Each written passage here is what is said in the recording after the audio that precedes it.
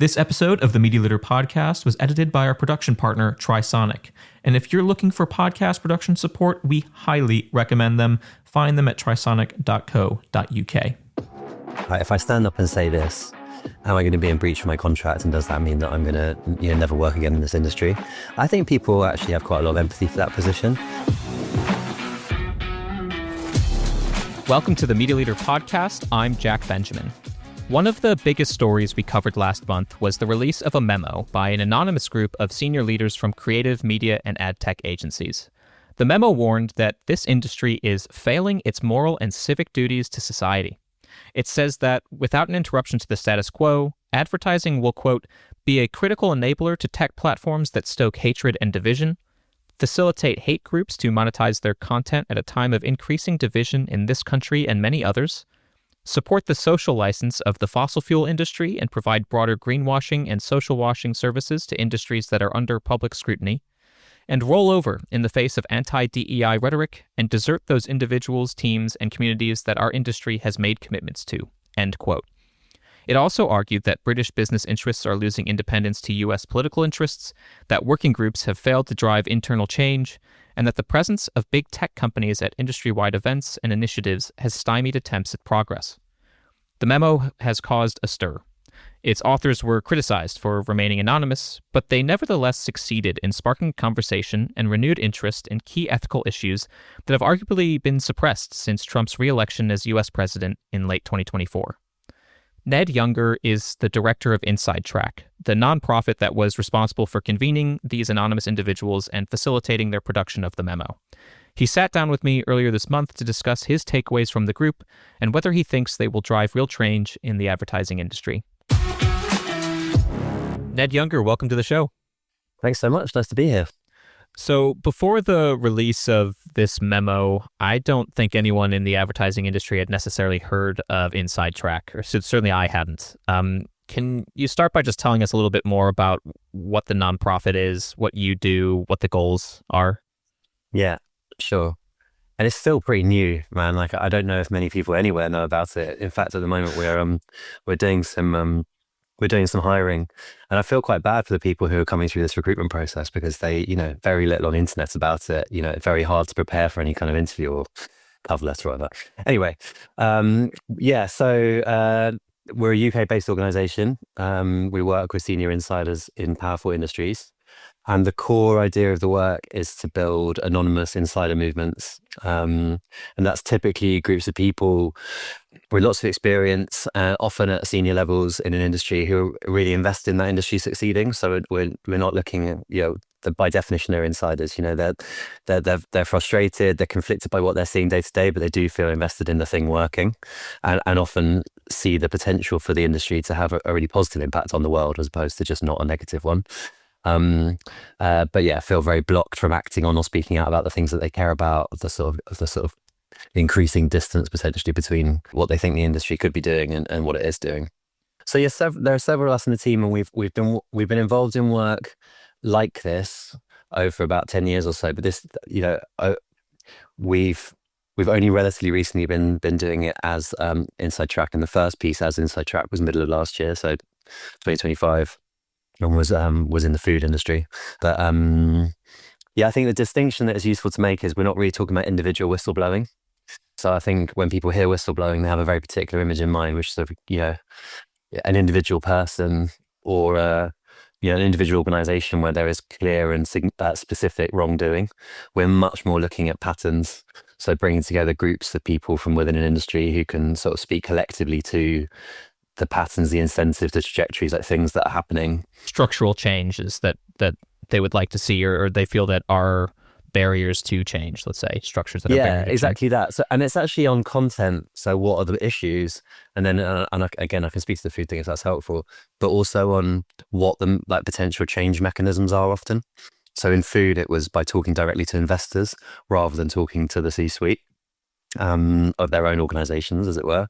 So it's a bit of both. It's, what are people noticing, and also what are the mechanisms that they see from the inside that might be able to put particular pressure on those issues. You mentioned food. What other types of industries are you operating in, or at least trying to work with? Well, so the only two published pieces, the first was in food, and there were two pieces last year, and this is the first piece in advertising, and we're in the middle of doing development in, I think it's like 5 others, and they're at different stages of their development. So and it's actually really interesting, the differences in different industries between like who shows up, like how likely it is to get the group together, how quickly the group comes together, what sorts of things they're bringing up in the conversations. Gambling, law, insurance, big tech, and there's one that I've forgotten, but there's a handful, and they're at different stages at the moment. Why and how did you go about convening the group within the advertising industry? Did it take a long time? Let me talk generally about how we do it, and then I can talk a little bit about the ad group in particular. So it is the kind of thing, I think, where it happens very, very slowly, then all at once. And, like lots of sectors, I think advertising is quite networked, isn't it? And, there are people who are out there doing that work already. And, I'm sure we're going to come back to anonymity, because it's been a big part of the response to the advertising piece. So there are networks and organizations of people who are speaking out, insiders and people who are doing it from the outside. So there's a scene, I suppose.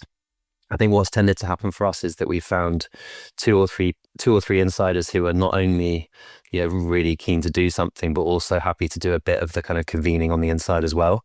And I think that was kind of broadly the shape of it in advertising. So 2 or 3 people, and that's not to say that they're involved in existing organizing efforts, but were known in one way or another, and then they were helpful in convening the group, as well as us doing our own research and approaching people who we thought might be relevant.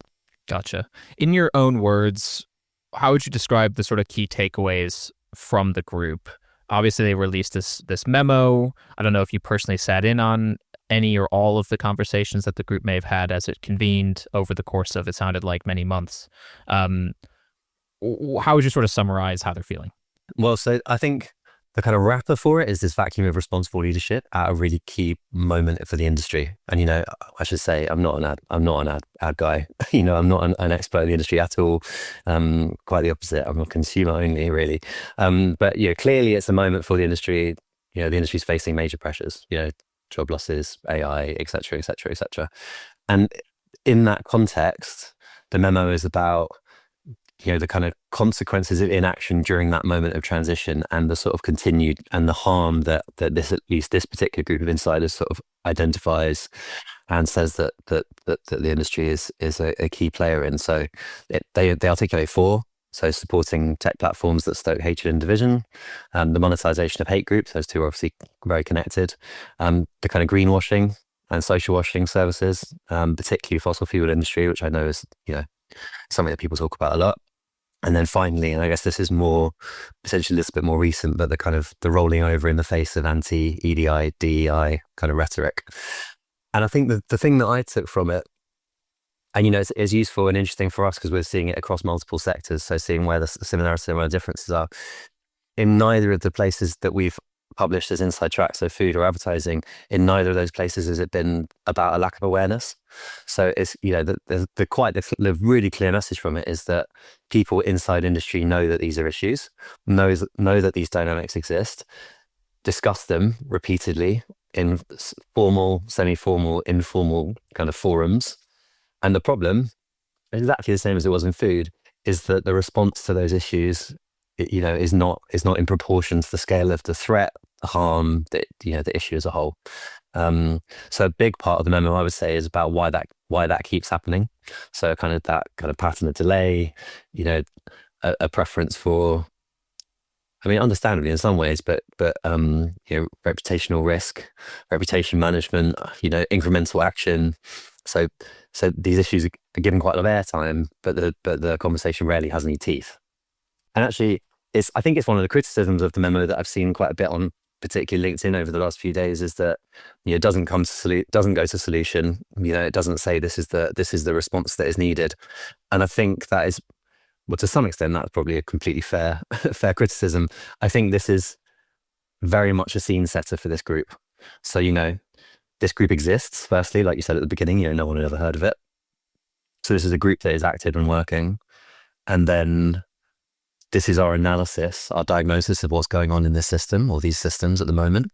And I think what comes next for them is, what is the change, or what are the particular targets of their kind of future work. I think what stuck out to me, and you sort of mentioned it, these sort of barriers to organizational change, feeling like working groups don't work, there's too much incrementalism, there isn't enough radical change. The top leadership at some of these large media organizations is unwilling to, I guess, take risk to enough of a degree that they feel is necessary.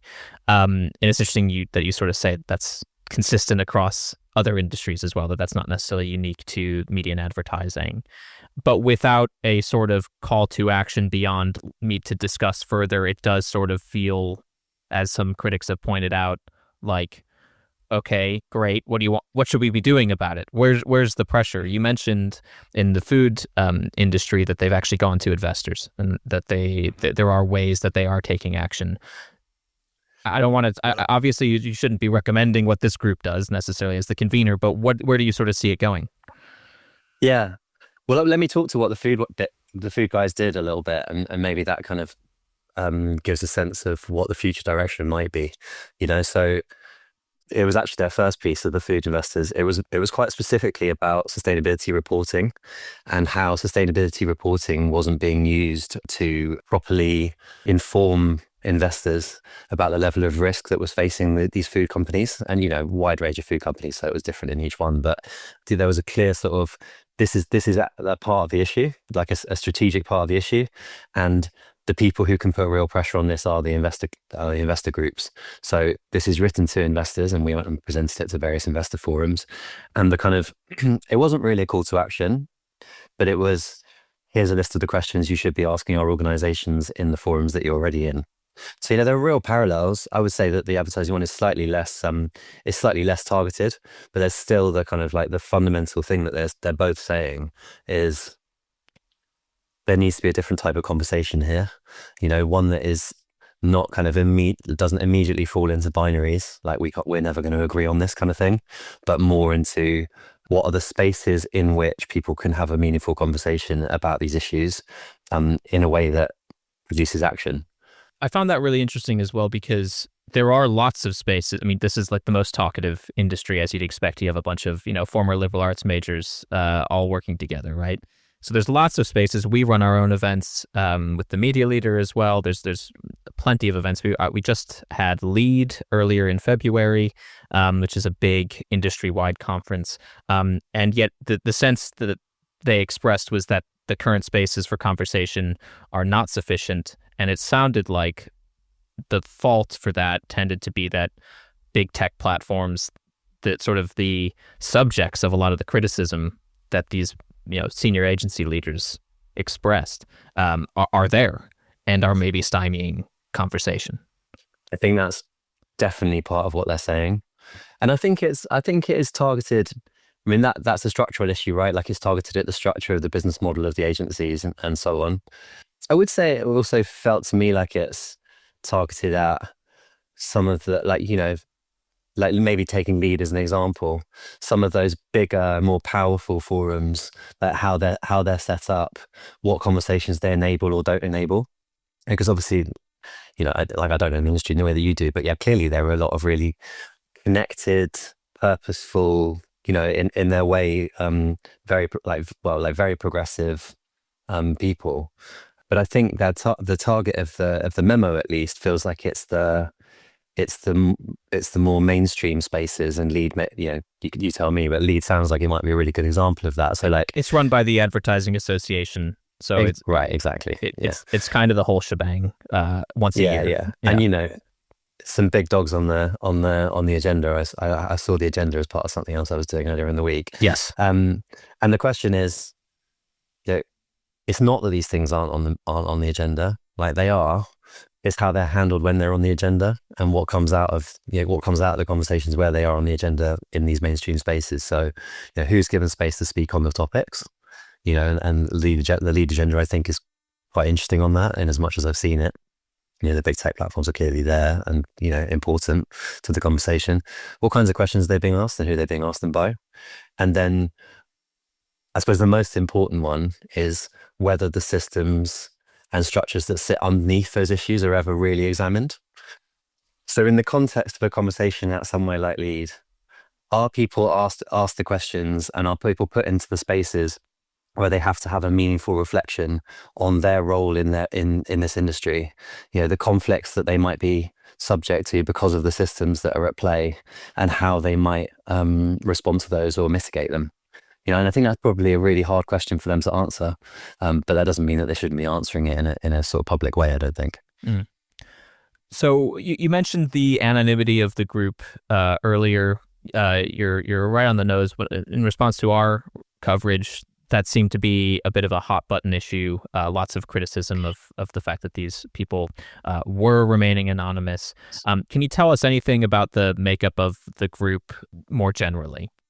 Relatively little. I can talk quite a lot about the process of or the reasons behind their anonymity and the role that we play in that, and maybe we'll come on to that. I think what we say about the group is between 10 and 50 people, of course all industries actually, not just advertising, between 10 and 50 people, they're people who either hold or have held until recently senior roles in industry, so they are very much insiders. But that's kind of as far as we can go. It's interesting, and we were doing, for example, in the food work, we were doing in the first instance, some press work, and became clear actually how hard it was to articulate who was in the group without making it quite clear who was in the group. Like relatively little signals and signs that you can talk about, which actually do make it quite hard to sort of maintain anonymity. So we're really careful about that. But that kind of gives a sense of the scale of the group and also who's in it. Mm. So a number of people have questioned the group's credibility given the insistence on remaining anonymous. Can you speak a little bit about why it's important the group remains anonymous from your perspective? Yeah. Well, I think we want to take some responsibility for that, right? So I think the key thing to say is that it's our model, and it's built around anonymous insider movements, and that's something that we apply across sectors. So it's not something we've chosen uniquely for advertising. It might have landed uniquely in advertising, but I don't think it's certainly not something we've chosen for advertising, and it's pretty fundamental to the way that we think about this work. I think, so I think we believe as a group that in every industry that we're working in, there are going to be people, maybe particularly at senior levels, although certainly not exclusively, who just don't feel like they can safely speak out about some of these systemic issues, and that's for all sorts of reasons, whether they're like contractual, professional, financial, personal, like all sorts of things. And actually, this advertising memo is quite a good example of that, in the sense that it talks about that reality of people having their time wasted, them being sidelined, discouraged from pushing too hard, all this kind of stuff. So it gives some of the reasons. And the reason that we do that is because we think it generates really broad insight from across industry.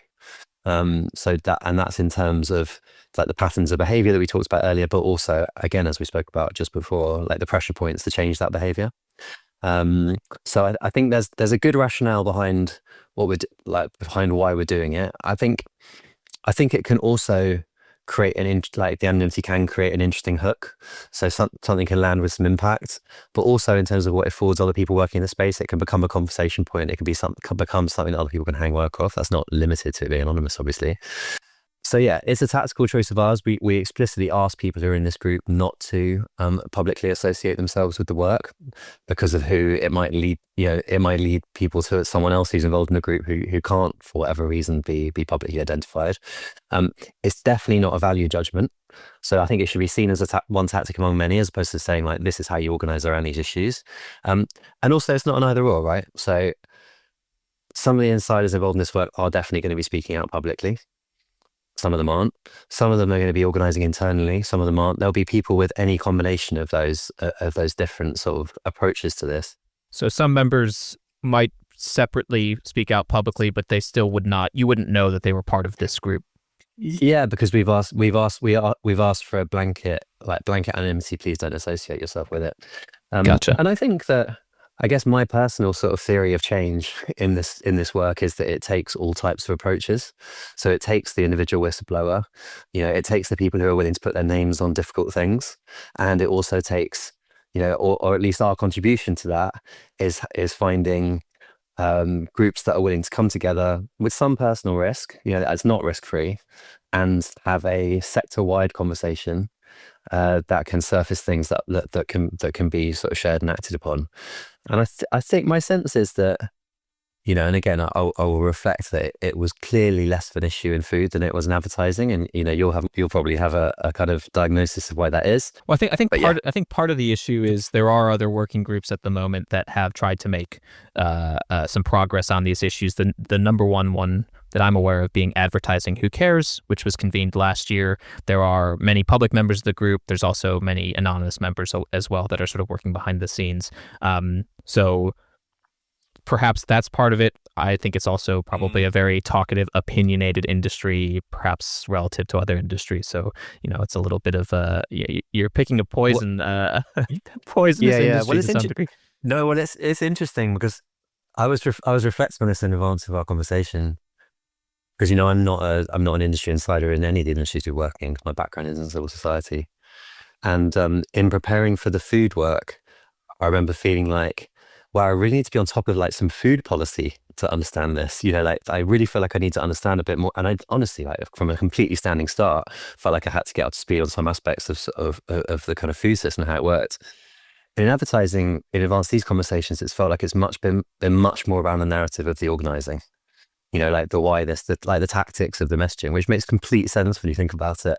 But it's been a very different type of conversation. I think it's also a sensitive industry. I mean, Bill Bernbach, who's co-founded DDB, which is a very large marketing communications firm, once famously said, quote, "It's not a principle until it costs you something."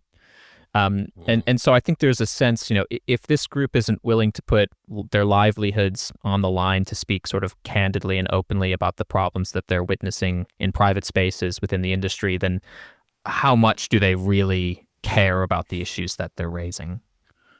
And I think that people hearing that will think, actually, there will be all sorts of people that I've worked with before or that I know who are really committed to this industry working well, and who might have all sorts of reasons why, whether it's like, just straightforwardly contractually, if I stand up and say this, am I going to be in breach of my contract? And does that mean that I'm going to never work again in this industry? I think people actually have quite a lot of empathy for that position and for the kind of conflicts that it creates. And again, it's something, it's not specific to advertising. You see this everywhere. If people are constantly making decisions, aren't they, about what's at stake, what they're willing to risk for that, what their role is in creating change in it, because you still need people on the inside who are going to push the change through. Like if there was a mass exodus, of the people who were trying to change things for the better, where would you be? So I genuinely think it's one tactic among many, and this kind of systemic change takes all sorts of action to push forward. But that's not to say that I don't think that people who are saying, public leadership is important. I certainly think that's part of the picture too. You mentioned mass exodus, people potentially leaving because some of these issues don't get resolved in a matter that they feel is substantial enough. Well, actually, I meant mass exodus in the sense that everyone speaks out and gets fired. But yeah. Okay. Well. Okay. So that could be one result. One part of the mass exodus. That could be one part of it. One part of it is I think a very real risk that people want to leave the industry because they feel it's toxic or that it's contributing to major societal harms, and that there isn't really an effective effort at change from within the industry. How real of a risk do you see that in advertising, to your knowledge, but I suppose in any organization really that you might be working with? Would people get up and leave? Early careerists especially, I imagine. The industry, advertising, already has, just for your knowledge, a huge talent issue. An issue of getting really smart people to come and work in media and advertising when the salaries aren't generally that great, the work is really hard, and you work really long hours, and it's not clear that people want to spend their entire lives doing that in service of selling more products, especially if they could just come out of university that teaches them that maybe there's more to life than consumerism. Yeah, for sure.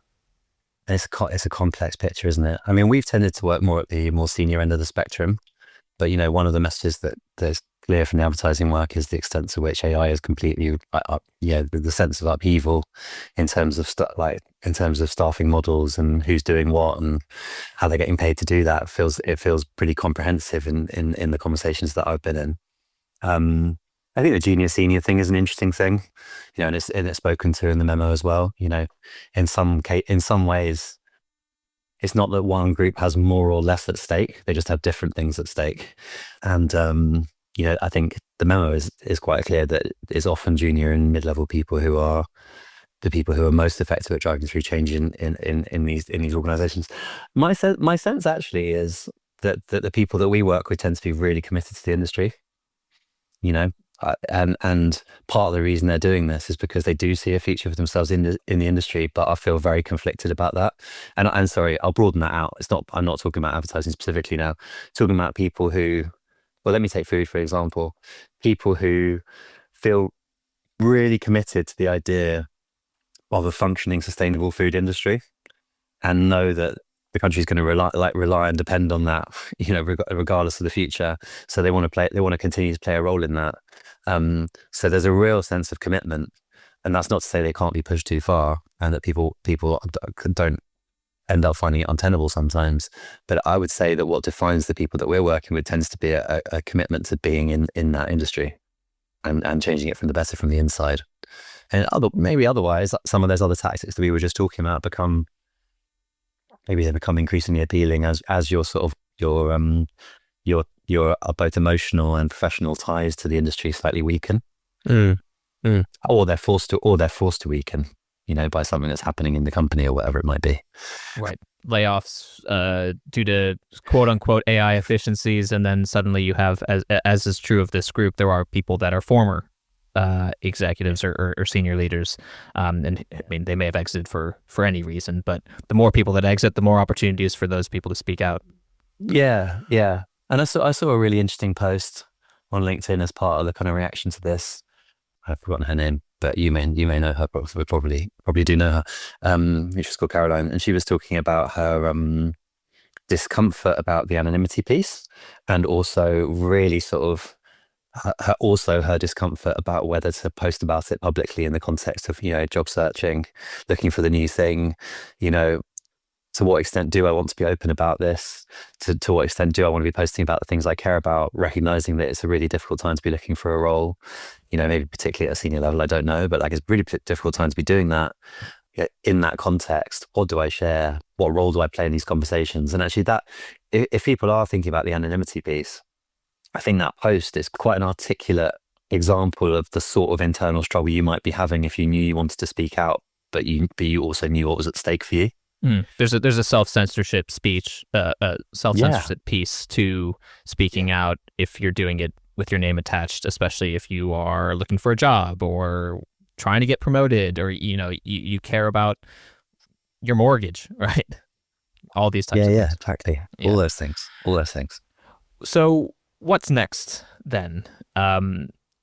What's needed to be done either by this group or by a wider effort that includes this group that would cause significant business change? Well, significant business change is happening anyway, I think, is my sense. And it's like, in what direction does it change, and who and how is the change kind of influenced? For this, and that's, again, it's true for all industries, I suppose, particularly at the moment, but it does feel like advertising is a particularly hot point of that stuff. I would say that the next steps for this group is to get more specific on specific things that they are focusing on, and to have particular actions that come out of those, and to see whether they can make that happen, or whether they can make that happen in combination with the other people who are in the space already doing that work. And I know that that's the work that they're doing at the moment. So going into some of the detail of the things that they kind of started to flesh out in the initial memo. As an example, in food, the first piece was very much sort of state of the sector. The second one was very specifically around meat and dairy production, or meat and dairy generally, actually, not just production, and pointing out some really specific things and some action that was required as a result of that. So I think that's probably a useful yardstick for the type of thing that comes next. undoubtedly the group some people will join the group and some people will leave the group. I think it's a moving thing. But in particularly in the advertising group, I think it feels like a fairly solid group of people who are kind of in it for the long haul. So as I said, it's very much a scene setter, this first piece, I think. Well, Ned, thank you so much for your time. It's been a total pleasure. I'll be keeping my eyes and ears out for whatever comes next from this group, but I appreciate your time and your work as well. And I think it's important. So yeah, thanks. Thanks, man. Nice to talk to you. Thank you for listening to the Media Leader Podcast. Our executive producer is me, Jack Benjamin. Special thanks to our production partner, Trisonic. You can find all our episodes on the podcast platform of your choice or on our website at uk.themedialeader.com. But do please remember to subscribe to be notified of our next episode. You can also subscribe to our newsletter at The Media Leader to receive daily coverage of all the biggest news stories in media and advertising. From all of us at The Media Leader, I'm Jack Benjamin. See you next time.